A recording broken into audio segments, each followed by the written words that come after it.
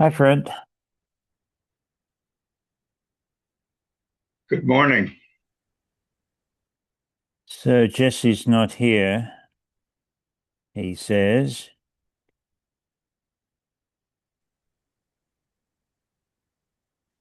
and the date is March 12th, 26.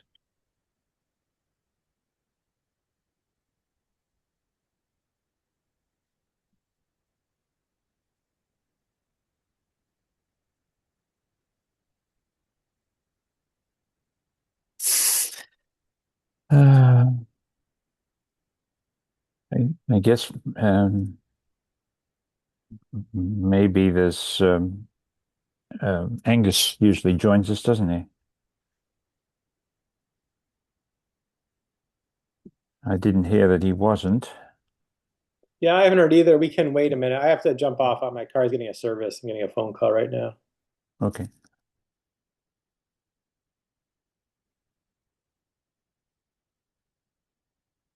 Oh, that rain overnight did far more to clear the snow around my place, Fred, than 3 days of bright sunshine. It's always the case, isn't it? A bit of warm rain, and it's lethal as far as snow cover is concerned. Well, water has a lot higher specific heat than air, a gas does. So Indeed. it's many by I think two orders of magnitude uh, Yes. more able to melt something. Yes, it's one of those things like the amount of solid material in firewood, uh, which after you've burnt this gigantic pile, yields a bucket full of ash. Yeah. It's all carbon. Anyway, so now I can go for walks. I think I haven't been out. I don't know how boggy it is, but we've got it's pretty sandy around us. So I don't know if of course the ground has to thaw, but maybe that snow cover kept a little bit of the freeze out. I haven't heard from Angus. Jara's in the audience. We are live and recording. Okay, I guess the decision is do we we should continue? Do we bring. meet and have a brief meeting? There's two members, so I'd say we'd have a quorum. Well, if Jared's in the audience, we should bring him in, I think. I mean, we typically bring members in the audience in if they want to. Sometimes they don't. I know Maura Keane typically doesn't want to come in. Andy Churchill, uh, but we always invited them. Right. And I imagine Jared should. Uh, Right. Jara, you're unmuted. Would you like to stay as an attendee or join as a panelist? Um, I wasn't really, I was planning on mostly just listening Sure. in, but okay. so I guess like knowing that, I defer to you all if it'd be better for me to be an audience member and raise my hand or just be kind of in the Um, background as a panelist. If or that said, if you reschedule, then none well, of the this pattern matters of anyways. our practice over the time we've existed is that if audience members have, we've invited attendees to join in a panelist capacity insofar as that they are, Oh, regardless of being a member of the yes, planning board. Oh, okay. for example, Janet McGowan was typically, she continued in this capacity and there's one or two others, but mostly I was recalling that with Janet, that we always brought Janet in if she was in, always invited her. Some people decided that didn't want to, they wanted to stay in the audience because they were like Maura, for example. She's with the indie a lot, and depending on, you don't know which capacity somebody may be sitting in the attendee list. And in the case of Maura, it's almost always to listen. And in the case of Janet, it was almost always to join in if invited. So choose where you fit on that spectrum. Uh, Yeah. Go ahead, Nate. And I was just about to say, Angus just arrived, so we now have a quorum. Okay. And yeah, I guess, sorry, Joe, now you can. Oh, sure. I'll join as a panelist. Yeah. I will probably be off screen the whole time and may not contribute much, but That's okay. okay. We know Jesse's not coming. Angus, I assume you can, maybe I won't assume you can hear. Yeah, Bruce, I I can think hear. you'd be the acting chair today, so if you just want to open the meeting and do a roll call, we can. Yes, Get okay. started. In capacity as acting chair, I'll declare this a meeting of the Housing Subcommittee of the Planning Board open for business. I'm here. Fred, Brett is here. Angus, Present. Nate is here in his staff capacity, and we're also joined by Jared Smith, who's a member of the Planning Board, but here as an attendee, not contributing to the quorum of the meeting. Although we do have a quorum, so we're ready to go. We have an agenda. Any announcements? Anyone have an announcements? I don't. I can make a quick announcement, which is just I briefly stopped in at the open house last night for the design review standards. I thought I had a misunderstanding about what open house meant, so I didn't realize it was like an hour-long presentation. So Yeah. I was gonna pop in and pop out, and I did, but it was all during the presentation, so I didn't get to actually talk or hear anyone like express their views on it. Although I saw Doug there and some other. Yes, I was Um, there. oh, you were there, Bruce? I didn't see you. Yes, I was the fellow who said that um, Peter should use the microphone as though it was an ice cream cone. That was Oh, me. okay, gotcha. So anyway, I was impressed with the presentation. I mean, I wish that that it had just had it open where people could come up, but and I'm very impressed with the work of the that committee and the consultants, and I think it's really exciting, and I'm curious to see what happens with it. But I wish I could have stayed longer. I could make the same announcement. I just did. Any other announcements? We don't have any minutes, I don't think, do we? So we're moving on to the general discussion of priorities. Um, uh, um, I'm wondering whether we could reverse agenda item 4 with 3 because there's more submission stuff related to item 3. Angus, I think I know that's something that's that you've got your head into, and I don't think we have any particular submissions or things on the cottage style housing, the traditional neighborhood subdivision 40Y or the North Amherst overlay, although we could discuss all of those for sure. But does anyone object to pushing number 4 first because we've got a bunch of material on that. Does that sound reasonable, Nate? Yeah, that works for me. I mean, the other ones were listed just in case you wanted to keep going with any considerations or thoughts. I'd add it to the document, but I don't, right, there's nothing formal to look at. The other one, housing in the PRP, that's number 4.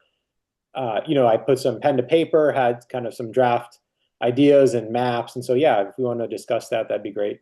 I think we should strike while that iron is at least warm, if not hot. So perhaps we could ask you to start, Nate, take us through what you got. I looked at the maps. There are 3 of them there. I was able to identify where one of them was. I kind of broadly know where these zones are. And the one, of course, in North Amherst was I could look at the map without knowing the street names or the orientation or anything and figure it out. But the other ones in South Amherst, not so much. So if you could help us understand where they are as well as what they are, and then we can go through the document, which has got a number of questions in it. I think sometimes it would help if you could distinguish between the proposed text and the questions. Maybe the questions could be in italics or something like that, so that we can quickly read it as the difference between what we're supposed to think about from a question point of view and what we're supposed to think about from a text proposal point of view. But other than that, take it over, and then Angus, why don't you be prepared to take the lead in I'll give you the mic when Nate's done.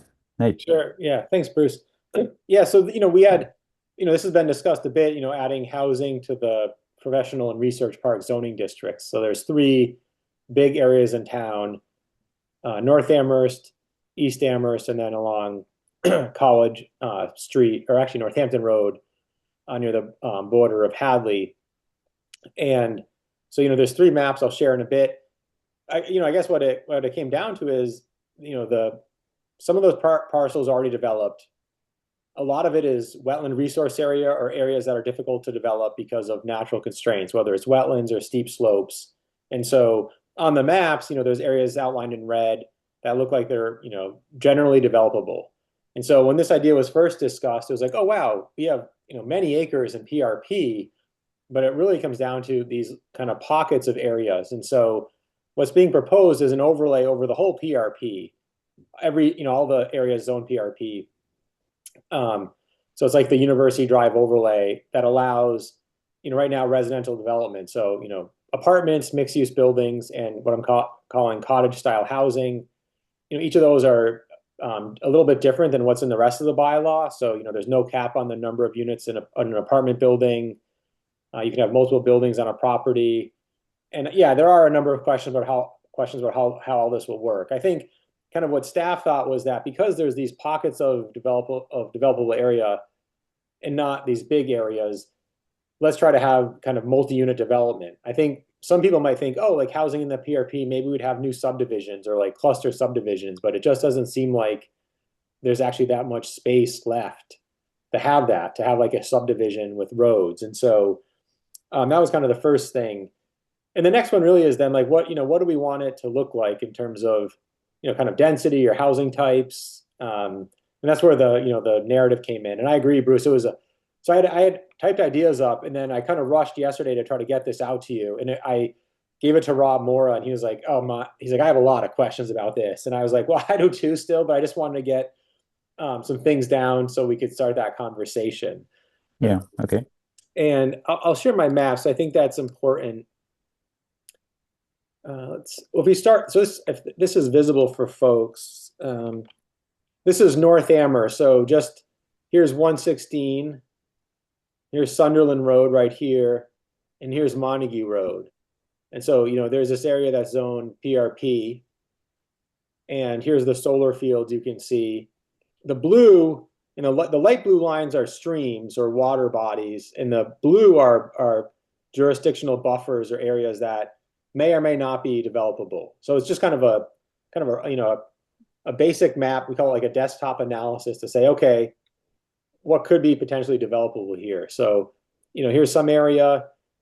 The solar conceivably could be redeveloped. Here's kind of an area that's, looks like it's outside some areas. And here's that second one is where Beacon is proposing or may be proposing right there. Yeah. So this is the Mitchell property. So Beacon is proposing, their housing in this area.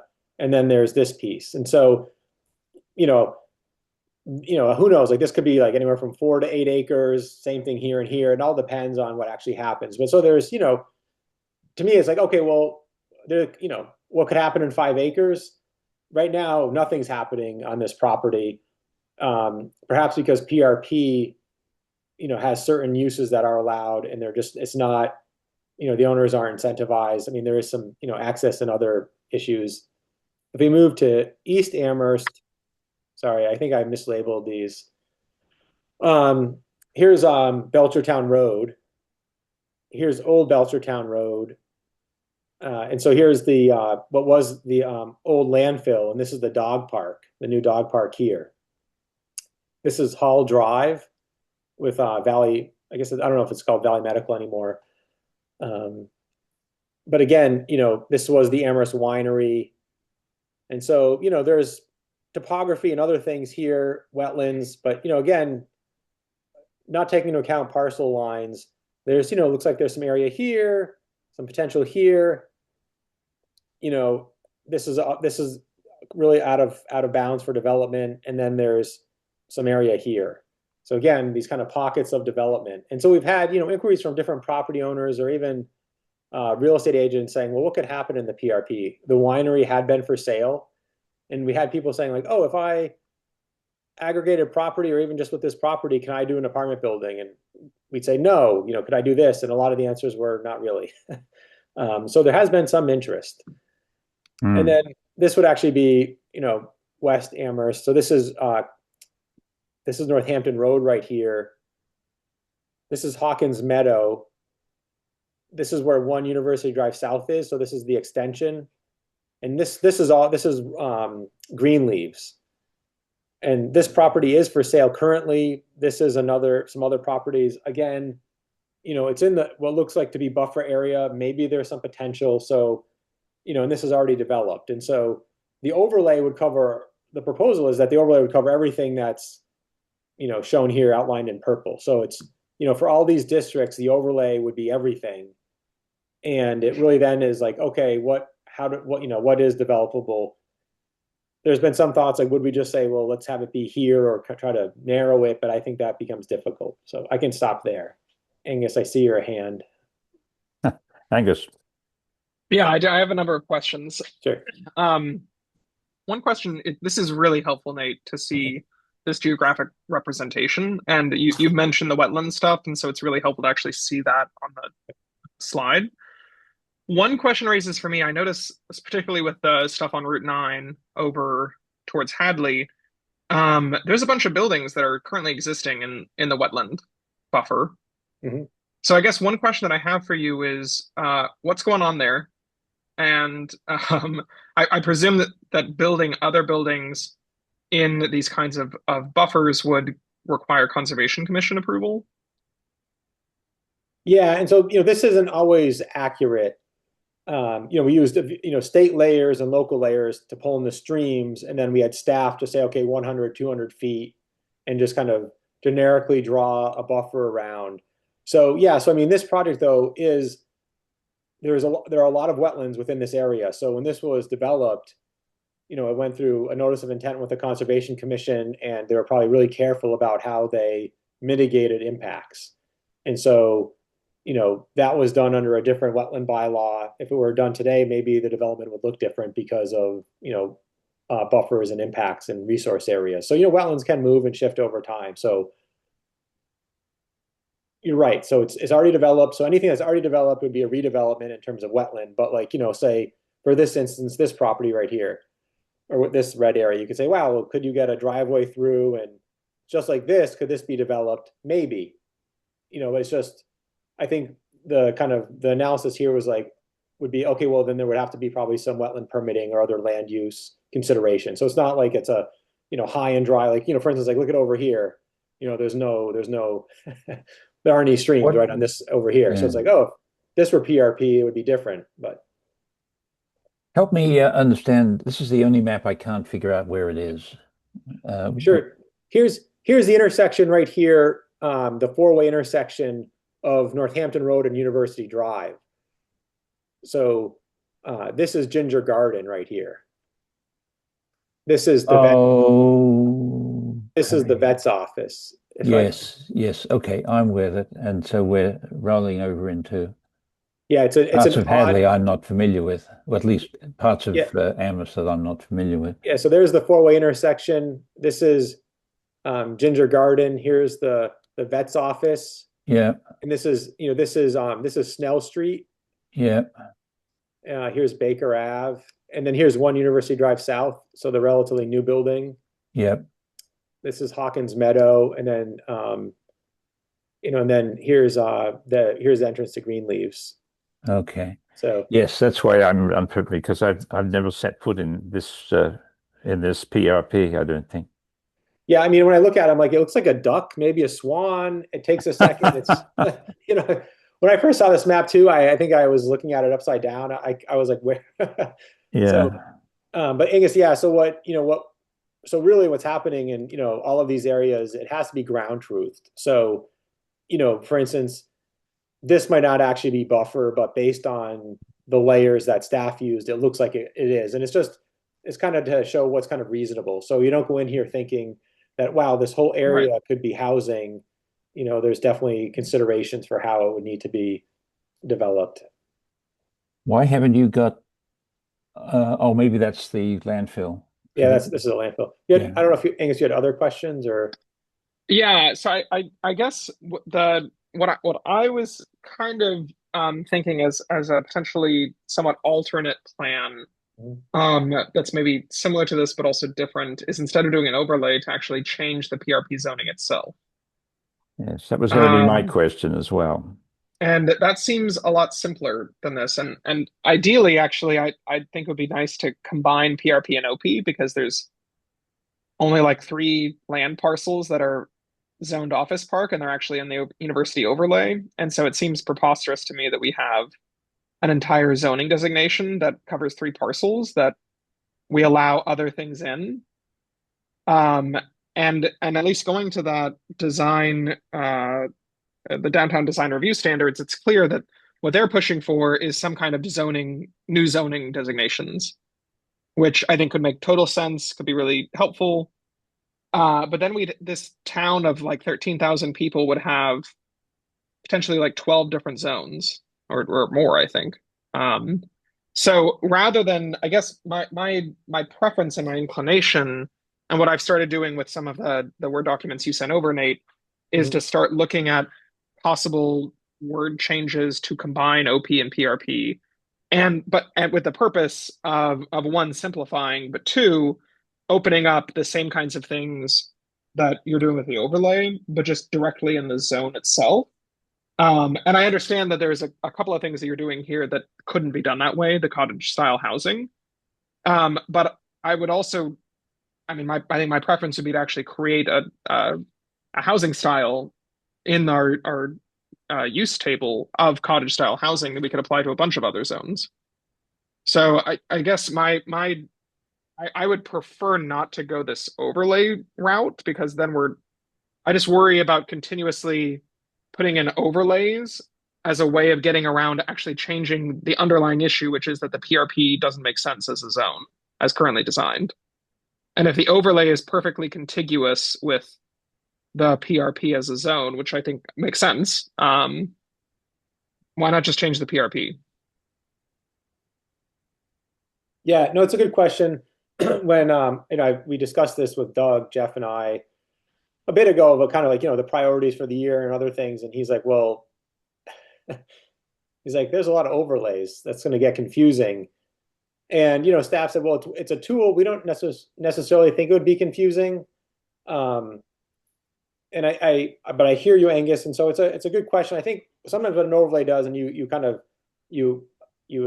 said it, is that you can do things that then don't apply elsewhere in the bylaw. So if we eliminated the cap on the number of units in an apartment building, in an overlay, we can say it's only for that overlay. If we do it in the bylaw, then it applies anywhere where apartments are allowed. And not that it's a bad thing. It's a different conversation. And so, and for instance, like with dimensional standards, whether it's lot coverage or setbacks, if it's hard to combine, if we say, change them in the PRP, that's fine. We'd have to be careful. Right now the PRP is really trying to get non-residential uses, and it's been pretty successful in spots. And so we'd still want to allow that. And then the question is, okay, like what happens if someone wants to do a residential building?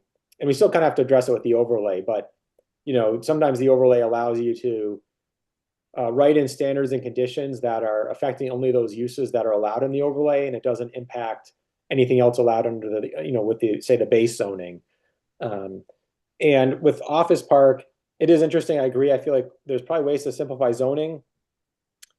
But then, so say we combine them, we've had requests like, oh, would the town allow drive-throughs? We don't really allow like drive-through takeout windows in a lot of places. Would we consider doing that? Say, for instance, in Office Park or on University Drive or somewhere. And, over the years, there's been discussions about that. And so if we broadened or combined some, and then all of a sudden we said, oh, we will allow drive-through uses, and it applies now all of a sudden in the PRP, because we would want it to also apply in that office park area on University Drive. Now, say, because University Drive might be a great place for it, but then now it applies in all the PRP and maybe we don't want it. So I know what you're saying, that it's like, why do we have so many different zones and things? And, sometimes I'm like, well, are we, right? There's probably a number of different ways to do it. And, do we try to simplify it and take the risk and say, well, is someone really going to try to put a drive-through Starbucks on like Old Belchertown Road, or are they really going to put it where it's going to make the most sense and it'd be on University Drive? So I don't. So, okay, so can I just say a few thoughts in response to that, Nate? Yeah. So one, I mean, I think part of to me, what I understood a big goal of the University Drive overlay is that a drive-in establishment or drive-through establishment in the University Drive overlay is not what we're going for. It's not what the design goals are for the University Drive overlay. The University Drive overlay is to increase density, create a walkable cityscape with commercial uses on the main floor along University Drive. Right. But for instance, someone could say, oh, like on the corner 5 University Drive, what was originally proposed as part of the site plan was, they exceeded their mixed use standard, and then they were considering maybe having like a drive-through or some takeout window. And they had a site design that would allow, off-street queuing, but it looked like they were going to plan for something. And it was never clear if it was like an ATM, a Starbucks, or a, takeout restaurant, but it seemed like that's what it was. And then they changed their plans, but the question was for staff, like, oh, is that even allowed? And depends, right? Yeah, I mean, I guess what I'm trying to articulate is, that seems like not the goal of the University Drive overlay. So I'm glad they changed that. But so I'm wondering if maybe between now and our next meeting, I could take a stab at trying to change language to see what combining PRP and OP could look like as a way of kind of contrasting these two approaches for the subcommittee to think about what they'd want to do. Yeah. Is that something that people would be interested in seeing, or is there feeling from Fred, from you, Bruce, and Jera, if you have any thoughts about this overlay as a better approach to changing PRP? Fred? Yeah, no, I'm good with certainly looking at that.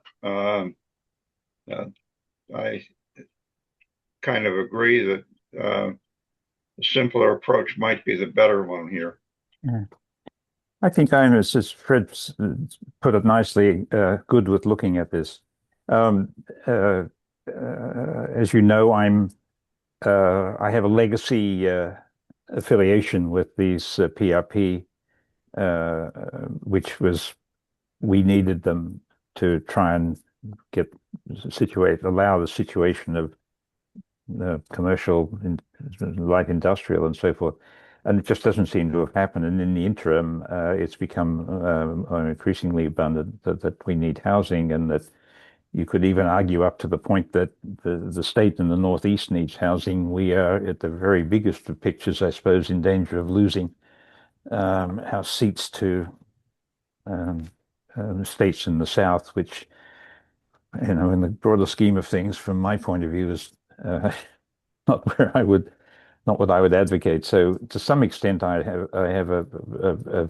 to some extent, to a large extent, I've shifted over time to thinking that the need for housing now is the more dominant requirement. We've given these sites 2 or 3 decades to offer themselves to solicit for clientele, shall we say, and no one has been interested. So we should let our red light district go and turn it into housing. So that's where I'm headed now in my head. That I think we really should reevaluate the dedicated needs, and as we've seen, there almost all of them, not even almost all of them, are constrained by wetlands, so they're not the most ideal developable sites anyway. And we've seen that made a difference with the eruptor, who was interested in one of these, and then ultimately the uncertainty. It wasn't even necessary, as I recall, the current idea that they had. What was scaring them was the limitations on future capabilities, and that's always going to be a problem, because once you get into the wet areas and the concoms and so forth, your ability to predict the future, or to be able to reliably give some indication of what you might be able to do in the future, is quite compromised. So it seems to me that these pieces of land of approaching to sell by date, and I think we should expand our horizons. So I'm interested in seeing what you think. As far as combining the two zones, I think, Angus, you've led my thinking on that. I haven't really put a head around it, so I think I'd be interested to see how it could be worked. I'll take Nate first and then you, Fred, unless you've got a quick question of clarification. No, that's fine. You can let Fred go. That's fine.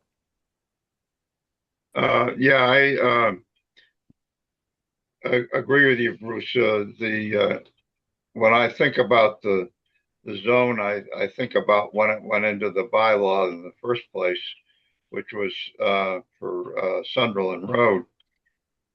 And when that blew up in town meeting and nothing went forward, like you said, Bruce, it's now been literally decades. And I like the sell-by date. I think we're at the sell-by date on that. Yeah. Nate. Yeah, no, Angus, as everyone was speaking, I thought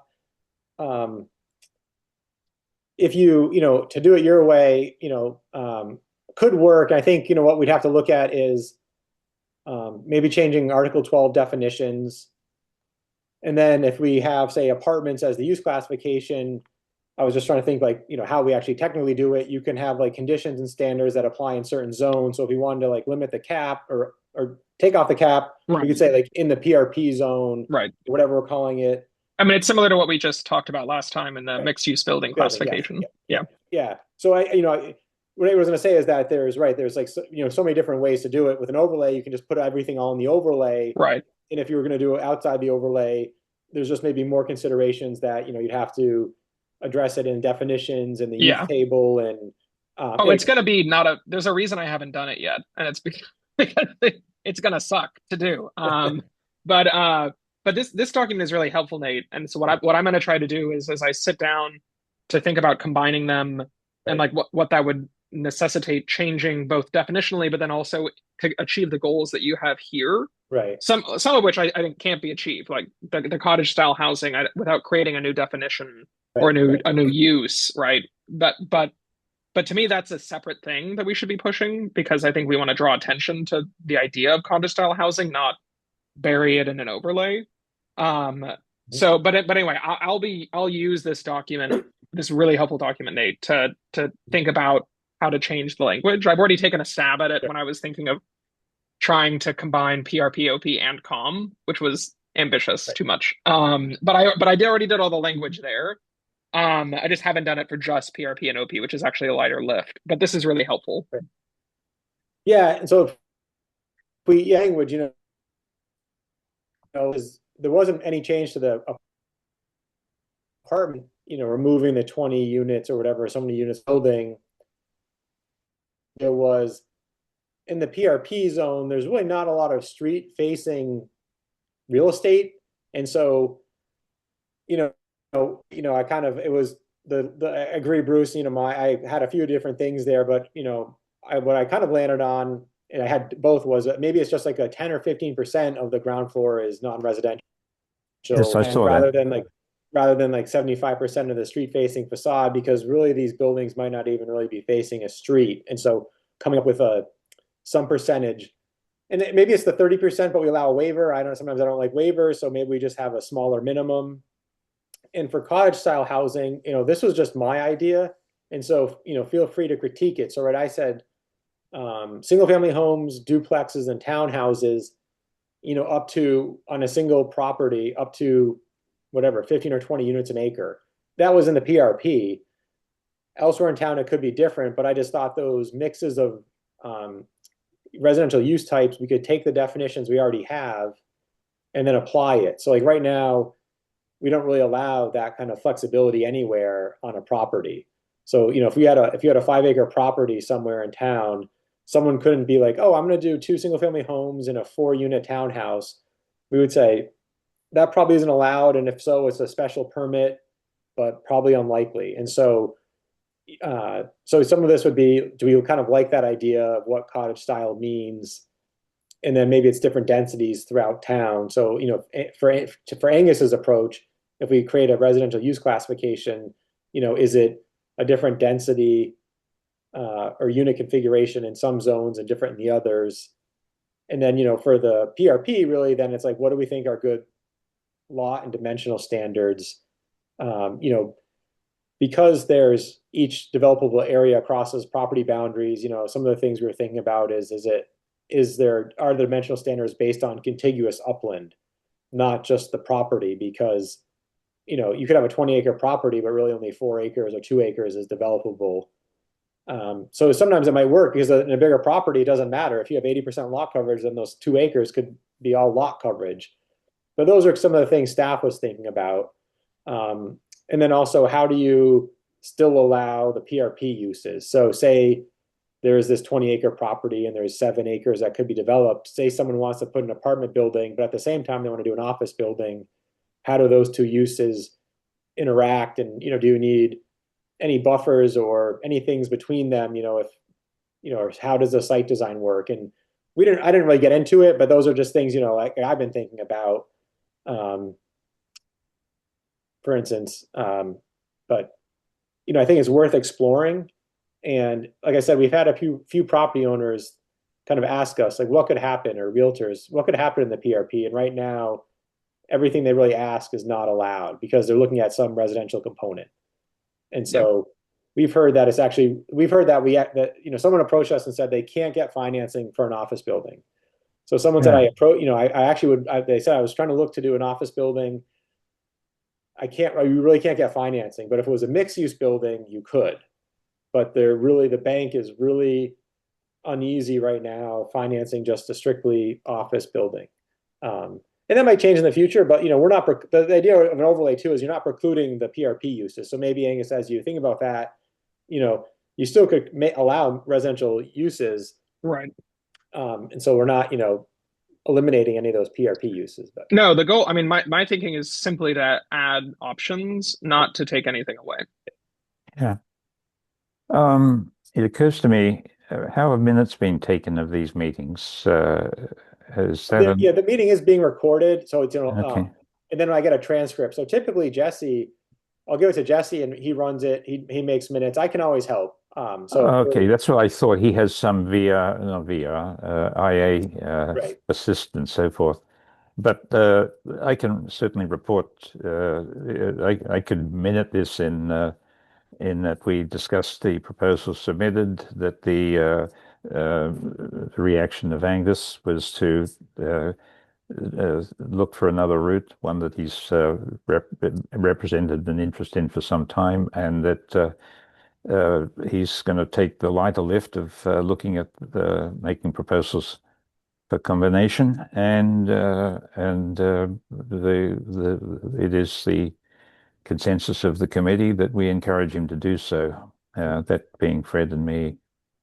So that's where we are. And I think that your piece stands, Nate. I mean, it's there. I think that it would be good to be able to have the broader definition of apartment.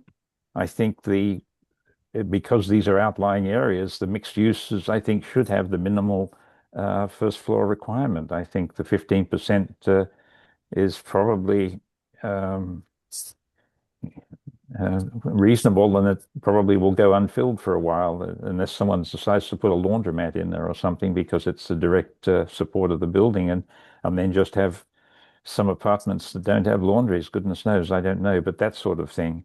And that could even be considered, therefore, not part of the mixed use, but part of the residential use. And so maybe it wouldn't even qualify. I don't know. But so I think that damping down the commercial requirement in these mixed-use buildings in these outlying zones is um, extremely logical to me and fitting.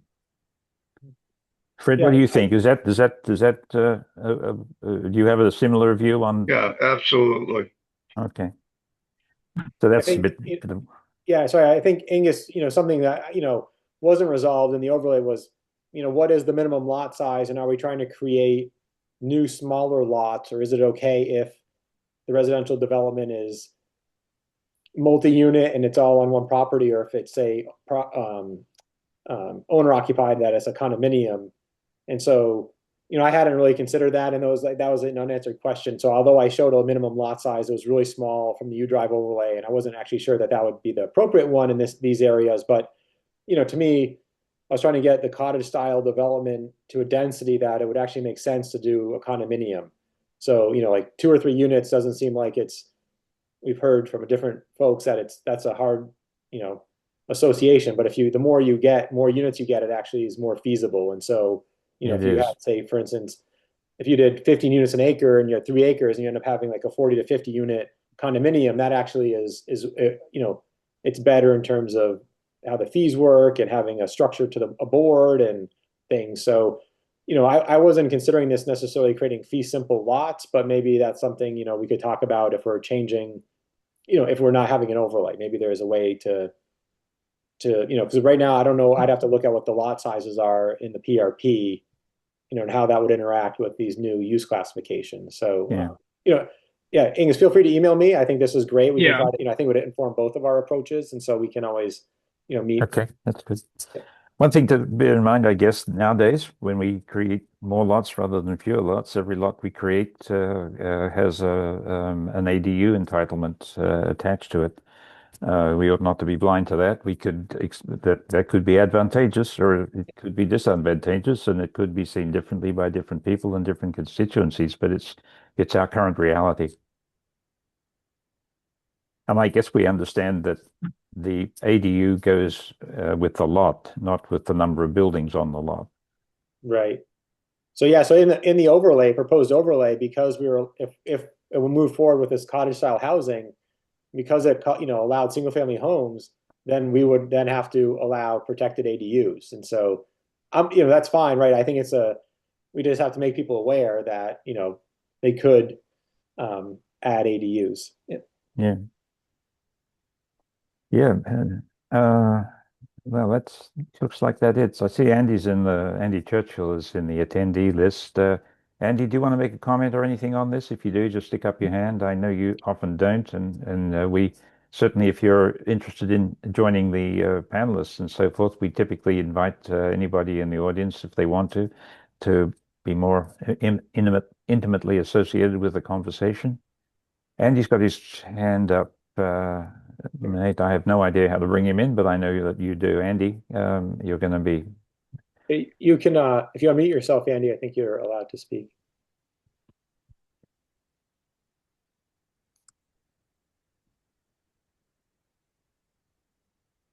Hi. I just had a question about the PRPs. Is one of the reasons that, I mean, I guess we have 2 kinds of PRPs, but the one in North Amherst doesn't really have utilities or sewer running to it, right? So hasn't that been kind of discouraging for development? I mean, it's not just that businesses didn't want to go there, but there was that added cost. Is that a factor? No, you're right. So there is limited, public infrastructure there, public utilities. So that's something that, would also be a limiting factor. Some of the uses that are allowed in PRP aren't, like, say, water intensive. And so perhaps they could have done it, with a septic. But, for residential development, for instance, it would be really difficult because of the density. So you would need, public, sewer and probably water. And so that is, I think for probably maybe, I don't know how many, but probably for a proportion of the PRP uses, a lack of infrastructure has been limiting as well. So I mean, it's a good point to bring up. I do think I think if we allow housing, or if this is moving forward, I think it also then puts the town in a position to apply for grants or funding or other things. North Amherst is an opportunity zone. think it's also eligible for rural development assistance, just that North Amherst. So there's a lot of things that could work in favor to get some infrastructure in place. But even I think maybe on Belchertown Road, depending on where you are, given topography, it's like you might need a pump station. Fred. Yeah, in that regard, the Sunderland Road, when that went to town meeting, the people responsible for that, what they thought would be that kind of development, were prepared to foot the bill of extending the sewer the entire length of Sunderland Road. And that made it extremely attractive. But then the politics changed in North Amherst, and that never went forward. But yeah, I remember that the discussion on that infrastructure, and it was supposed to be part of it before everything went south. It does mean that sites that require to have to bear the load of infrastructure enhancement and so forth, and therefore need a larger threshold, I guess, in order to carry that load. Although Nate pointing out that there are grant opportunities, perhaps unique to North Amherst, but whatever, that also helps. But it suggests that broadening the capacity for development of these parcels is going to make it more likely that a development initiative feels that it can carry the load of that that work. Angus. Yeah, just two quick questions on this point. So it looks to me like there's water service pretty near all of these properties, but the North Amherst one is not. The sewer doesn't extend that far. Is that correct? Correct. And even water pressure might not be great, and so typically okay. the town would want to have like a loop service. Yeah. But yeah. Gotcha. And then the property that's proposed for the North Amherst site, or the development that's proposed, that's in the PRP. So, or it's partially in the PRP. Yeah. Right. You mean the Beacon proposal? Yeah. So this is the property that Beacon is looking at. Let me annotate. If this blue works, it's sorry, wrong property. It's this property. Yeah. This area, and so it's residential on Montague Road and then PRP here, and so they would probably be seeking a comprehensive permit. So the zoning doesn't really matter as much. So their development might, I don't know if it straddles the line here, but typically, if through zoning you couldn't put housing here, right, it'd have to be here, right? Yep. Doing a comprehensive permit, you can request a waiver to that requirement. Yeah, and I can tell you that the house that is right in the bottom, I was going to say bottom right-hand corner of that square that you had, which that does not have sewer, but the condominium, the co-housing community that's on the hill over there to the right, further over, that's where the new Ball Lane development, that's on sewer, and then so is the co-housing community, which is further over to the up and right. Yes, so that's the limit of the sewer, I think. Yeah, so there's a high point like right here, and so community homes, they actually brought in a few feet of fill to get a gravity system here. Yeah. But, then there's a dip in topography and it comes back up. But yeah, for anything like north of this and kind of like north of this on these roads, there's no sewer. And so you'd have to put in a pump station or figure something out. There is a kind of an engineering problem there or solution. So yeah. Okay, well, it's coming up. We've been doing this for, I thought it was 50 minutes. I think we've made progress. We've had a chat. We've had an action item, and Andy. Yeah, just none of this is to go against your attempt to find more and denser housing. I'm totally in support of that. I just wanted to raise that question. Yeah. Okay. Oh yeah, no, it's a good question. When I said something about limiting development in the back of my mind, I was like, I think there's also utilities. I didn't, you know, there's just so many kind of issues to consider. I didn't want to, you know, I feel like sometimes we probably, sometimes people would say, well, let's not rezone it because there aren't utilities. And I think there's an opportunity to say, well, let's rezone it to try to then encourage utilities and not, stay away from some possibilities because there's limited infrastructure. And so I think in a lot of parts of town, we might have to consider, upgrading utilities if we wanted something. And that might be okay. And, I think some of these projects may compelling, like I said, grants or reasons to do it. But I couldn't agree more. No. Are we done with Dara? I just wanted to add that I mean, every situation is different, but in my line of work, it has not been uncommon for cities and towns to work with property owners and developers to expand water and sewer access in exchange for some kind of public benefit, whether that's conserving wetlands or parks or affordable housing or whatever the case may be. So I don't know what the development potential is of that particular area that's unsewered, but there's ways to make partnerships happen that aren't just necessarily throwing out, a carrot and hoping that something happens. Yeah. Just throwing that out there.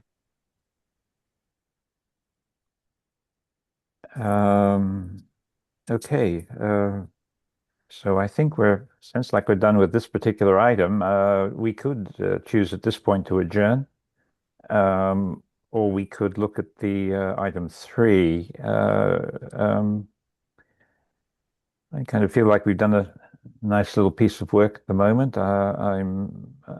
Does anyone want to let's see what the general zoning priorities, including cottage-style housing, traditional neighborhood subdivisions, specifically 40Y, and the North Amherst overlay. Do we want to spend a few minutes on any one of those subtopics in 3? Generally speaking, I'm waiting for, as far as the overlay is concerned. I put out 3 articles that I think explain the bigger picture of the need for the sort of thing that we're proposing. The general sense of, I know I went to the District 1 Neighborhood Association meeting on Sunday, and Kathy Shane and Jill Brevitt, the councillors of this, were reporting that the sense from Town Hall apparently is that the North Amherst overlay is not proceeding. And I said, well, I don't think that's necessarily accurate, but it's very clear that there's a headwind against this kind of thing. People seem to think that the university should, or some magic bullet should arrive. But I think the only way to proceed with this, or is to make the big argument about what the options are and why this one seems to be the option that makes the most sense, and see if we can convince people on that. But I think until until those articles that come out and begin a larger, hopefully a larger contextual conversation, I think we shouldn't move ahead with that. And as the traditional neighborhood subdivision, me being the one who wrote that piece about how we might be able to create a bylaw of our own for that, I think I've stepped back from the notion of that fundamentally because it became clear and apparent that we, the town, would not be able to successfully and defensively restrict housing size in the way in which the 40Y state structure. So I've changed horses basically, personally. And so I think we probably proceed in the conversation around the 40Y approach, and not what I circulated. so I've kind of withdrawn my advocacy for what I circulated. Anybody have any comments on either of those two?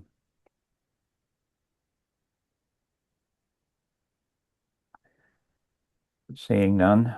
I mean, it's not the end of the conversation. It's just for today. I thought I would tell you what I've, because both of those items on that list have been associated with me. Yeah, I just thought I'd, quickly, Bruce. Yeah, Doug had mentioned at a planning board meeting, and I've heard other people say it too. Like, could we just make lot sizes smaller in general? I think, we had hoped that with this new subdivision method or 40Y, you could also then restrict the size of homes. But it was interesting when Doug said it, and it's got me thinking, like, for instance, we could go with a development approach, a new development method, which I still think might be interesting to try to encourage, kind of, we'll call it, say, like a new advanced cluster, right? Like you have these really small lots on a property.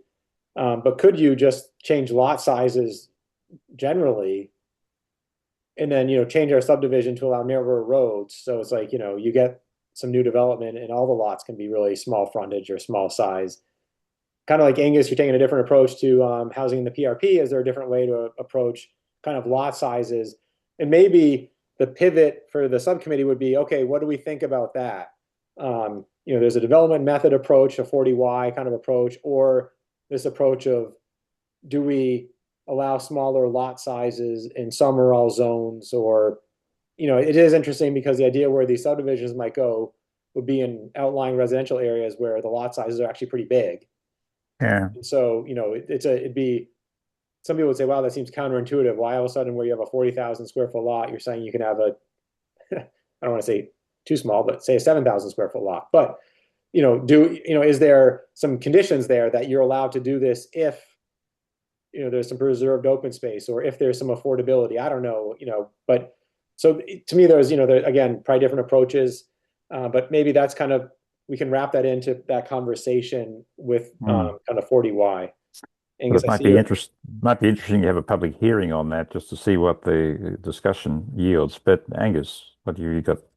Yeah, I would love that approach. I think that's a much better approach. I mean, large lot sizes are, I mean, essentially a form of class discrimination. I mean, it keeps houses big, right? It keeps property sizes huge, and it prevents more affordable housing from being built. So I understand that there's other reasons apart from just class discrimination that people support large lot sizes, and I understand that there are certain parts of town that we might want to preserve large lot sizes, but I would love in my neighborhood in South Amherst for us to be able to dramatically reduce lot sizes and produce a much greater concentration of housing. I mean, it wouldn't be hard to do much greater than South Amherst, to have a greater concentration. I mean, so I think that's a great strategy to use, and there's a lot of literature that indicates that large lot sizes are a major impediment to building affordable housing. Yeah. Yes, that's true. I think when Doug mentioned that, I used my local example of Owen Drive, which is the Barkowski development, farm development of 2002-3, when because it's a farmland protection overlay, it was obligated to use the cluster zoning size, so they were half-size lots essentially. But the houses was just as big. So it would be interesting to have the conversation as to whether how we might drive more affordable housing on smaller lots. And I would like to hear what people think about that, not just on the board, but in the community. I'd be interested, for example, whether we would get a significant reaction from folks who own properties in your area of town, Angus, that say, no, that's going to affect my property values and so forth. This wouldn't be the first time I'd heard that kind of reaction from something that was going to be. We had that same situation here with our co-housing community 35 years ago. People thought it was a lovely, idealistic idea, but they had property value concerns. Angus. Yeah, I mean, one question, did it destroy property values in the area? No, it enhanced Hmm, them, interesting. which Yeah, is so what I I mean, said at the time. I said, right, yeah, and then yeah. everybody thought, well, Bruce, you're a lovely boy, but you're an Australian and you don't really understand. Yeah, I mean there are definite things that could affect property values. I think, going from, 12,000 square foot lots to 8,000 square foot lots would not appreciably destroy property values.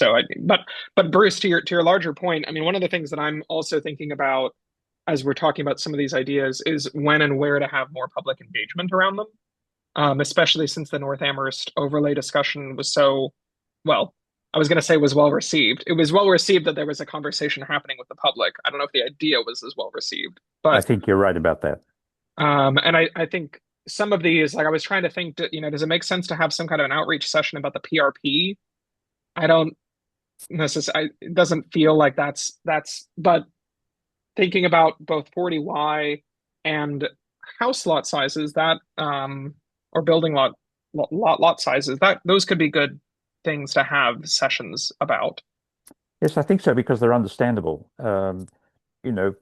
People can quickly uh, ingest the general question and relate it and so forth. It's less so with the arcanery of whether we're merging zones or not and things like that. Although, God bless us, there's plenty of us who can engage at that level too, so we wouldn't have any shortage of commentary, I'm sure.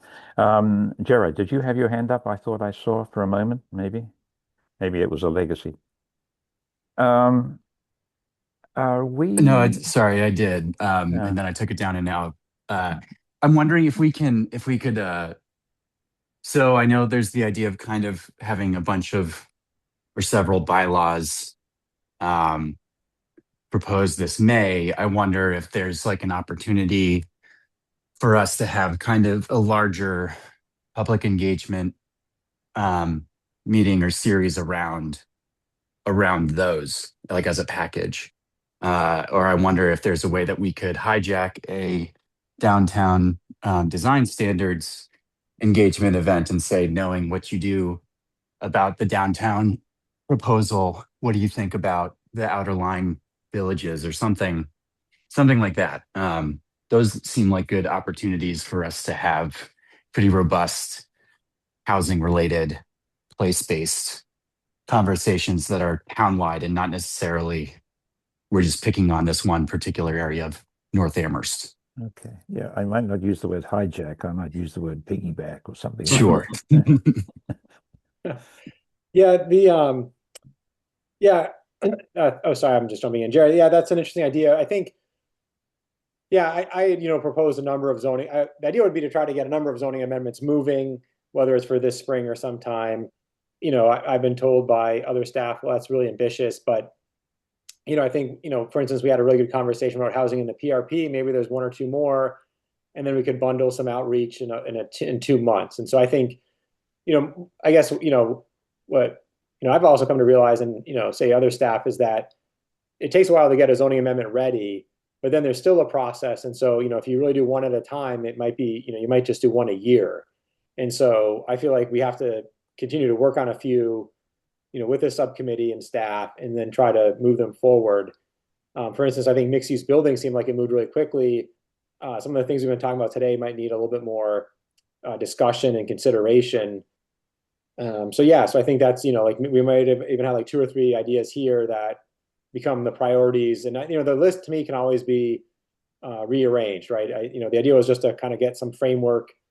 Although we call them priorities 1 through whatever, I don't mind moving it, right? If we have a better understanding of something can leapfrog. I would just say that the downtown design standards. So the planning board's meeting, next week. We'll have quite a bit of time for that, and then the clean energy bylaws coming. I think the downtown design standards will be on the agenda as a topic without the consultant. So I think it's fine if we work on it, and then have other items. But I do think I'd like to keep the downtown design standards, say, on one track. I know you're saying it'd be great to then have the same people be at another one for zoning, but maybe we try to figure out a way to, like Bruce said, piggyback or do something. I think the downtown design standards is going to be a really big topic, and I don't want to say, oh, we're going to blend two topics in one evening, because like last night could have been like 3 hours. I feel like I know as I see I your look, totally but hear you. Yeah. it's just, the presentation by the consultants took an hour. It seemed like they could have gone a little bit longer, and it was a lot of information. And then there was these engagement stations, which were great, but I think there's just so many questions around it. I think there was some really good feedback and ideas. And so, the idea would be that the consultants go to a few boards and committees over the next month, and then I'd like the planning board for the next few meetings to discuss maybe, each meeting after next week be like, one's volume one, volume two, volume three, but really dedicate time to move the standards along as well. At the same time, we're probably gonna be pulling in housing in the PRP, clean energy, maybe this new small lot thing. And then, yeah, maybe like in May, we have like right, maybe we try to give ourselves a few timeframes where we'd have a big kind of public meeting around zoning. On the downtown design standards, um, uh, I want to ask this question in a way that indicates that an answer. Typically, the planning board, the planning staff write a development report, and I don't think that's necessary for the downtown design standards because it would be such a lot of work.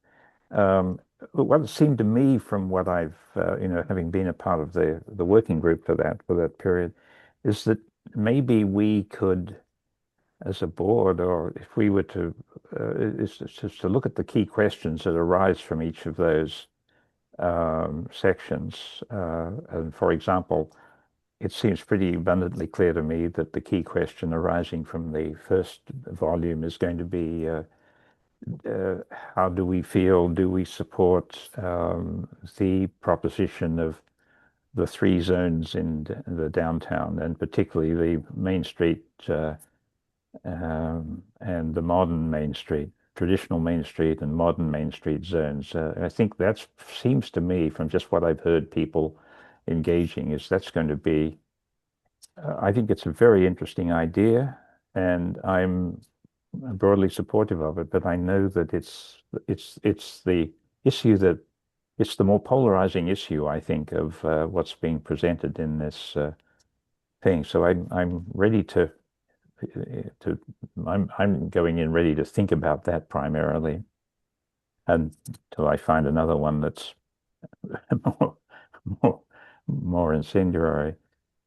Andy.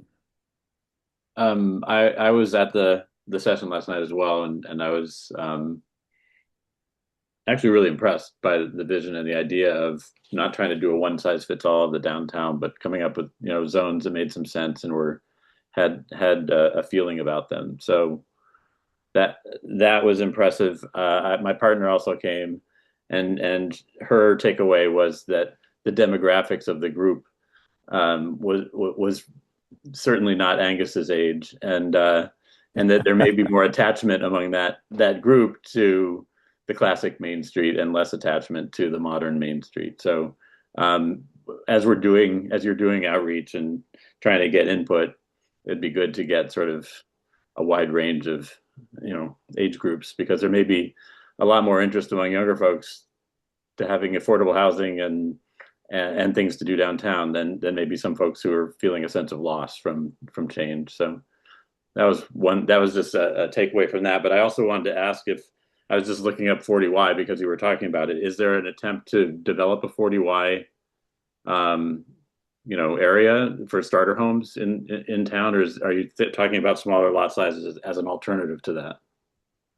So Maybe two different things there. Maybe in parallel. I'm not sure that it's an alternative. The I felt, first of all, that what I was suggesting was an alternative because our first reaction to reading through the 40Y was that it was kind of Onerous. yes, it was. I'm trying to think of the general word meaning for some statist, the kind of it had a kind of Leninist feel to it, and trying to get out from under that was what caused me to write my thing, which was can we design our own bylaw that achieves what this one is trying to achieve without the bureaucratic overburden? And as I said earlier, it seems that idea at least was not possible. So then the question is, do we go down the 40Y route, or do we go down the smaller lot size route? And the sense of the meeting here is, which may or may not be the board itself, is that we certainly want to explore the smaller lot size. But waiting in the wings is this, I guess we could say, Nate, this fully formed 40Y structure that we could move towards in the way in which Mansfield has. And we might, there is this town in the state that's already kind of navigated this whitewater, and maybe it will make it a lot easier for us. So it's not clear that the 40Y is necessarily as onerous as the first impression was, but it did have a certain bitterness or sourness that we were trying to marinate out. And does that? Can I add a thought, Bruce? Yes, I say that's my answer. It may not be Nate's or Angus's or others, but yes, go. I think that covers a good portion of our thinking. I think the other thing, when we thought about 40Y, we ran into challenges of trying to think through parcels where you could imagine a kind of a critical mass that would allow for a fair amount of 40Y starter home style smaller developments to take place. So that was another dimension that we were running into. I think the board, at least the feeling that I had, is the subcommittee is open to exploring the idea, but at the same time doesn't. That's the Mansfield process took a fair amount of time, and I think would also require some buy-in. And so I think we're also trying to balance what could be a lighter lift in the nearer term and what could be more medium or longer term thinking. And the 40Y at least strikes me as a more medium longer term project. Yeah, and quickly, I just would add that, what 40Y does is it there's legislation and then corresponding state regulations, and it allows communities to do things like limit, actually have a cap on the square foot of homes, a cap on the number of bedrooms. And so it does things that zoning otherwise can't do.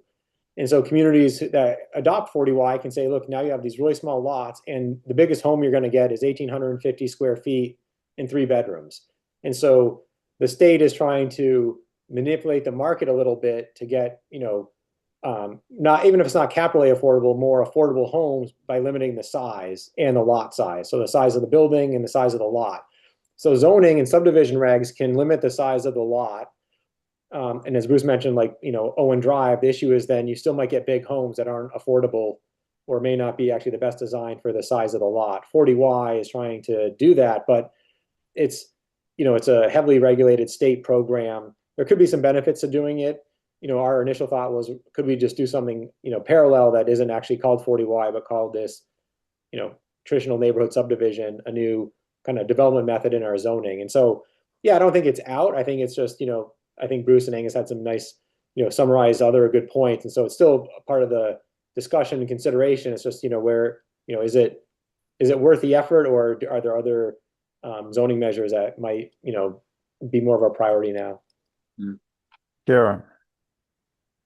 I was just going to say that I'm supportive of investigating the idea of smaller lots in some areas. And I agree with everything all of you guys have said. I do, though, want to also just point out that the sheer addition of new homes for sale at a rate that is faster than it's been produced in the past is in itself going to help lower, or at least in theory, would help lower home costs. For instance, my house is wildly overpriced but it's 45 years old and it's falling apart. But if we just add more homes to the inventory, like the goal of this, I guess I see a secondary goal of smaller lots as not necessarily in themselves producing affordable homes, though that would be great. It's also that it creates competition with older and existing homes that makes those more accessible for people too. So I just want to make sure that added benefit of a small lot subdivision process I don't want that to be lost. So we'll all get on the bandwagon of lowering the price or the value of Jera's house. Yes, please. By any means possible. Please. That's the thing. Really, I want my value to go down. Are you kidding? My taxes. Yeah. Anyways. If you would just put that into a quote that we can stick up on a billboard Gladly. somewhere, maybe multiple billboards along Route Yeah. 9. Yeah, we can run. Yeah. That'd be great. Run down a billboard and Yeah. This man. I think we're done. Anybody got anything further to say? Angus. Yeah, I was just gonna say, Nate's not gonna like this, but His house I'm too? huh? His house too? No. I would never presume. But the thing that I was gonna bring up is that at the next planning board meeting, I would like us to spend a little bit of time talking about the East Amherst Historic District. Um, which I have some thoughts about. I don't think we need to talk about it here. It doesn't seem related to zoning or housing exactly. Although what I will be saying next week will have to do with housing a little bit. But I'm gonna be asking, Nate, do I email you or Doug to possibly get something on the agenda? yeah, I mean, email Doug and myself. It could just Okay. be taken up under old business or unanticipated, or if you want a bigger discussion, we could push, it'd end up coming on April 8th. Okay. So, you could, I still email Doug and myself, and Okay. then, we could make it a full agenda item on the next meeting. Yeah, because I just don't know when the town council is going to be taking up the historic district. Yeah, it's not, we're hoping it would be soon, but it's not like it's in the pipeline per se. I think the problem next week is between downtown design standards and clean energy, that's probably 2.5 hours. Yeah. So just not a lot of time for other business. Yeah. Yeah. Yeah, please email Doug and myself and just put that out there. Okay. And we can, put it on a, I think it could be under old business or unanticipated next week, and then a full agenda item the following meeting. Okay. Yeah, that sounds good. Okay, that looks like a wrap. So thank you all. I'll make a report to the planning board next week, and it'll be brief. But I've got just a couple of little things to say, so that'll be good. Okay, I'll see you all then. Yeah, thanks everyone. Thanks, Bruce. And Appreciate bye-bye. it. Thanks, Nate.